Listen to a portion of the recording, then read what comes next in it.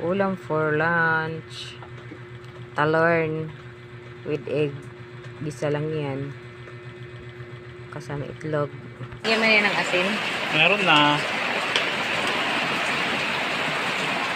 Talorn with egg.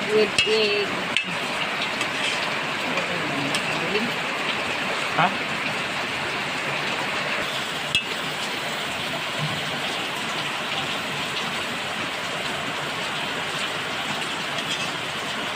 Hindi ko kasi itong luto. Ano mismo yan? Ala, ulan. Tanggalang ulan yan.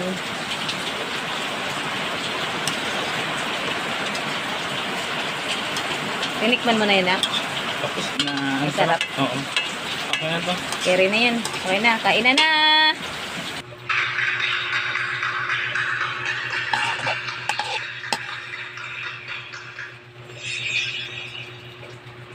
Tilayo mo ng konti yung pepe niya.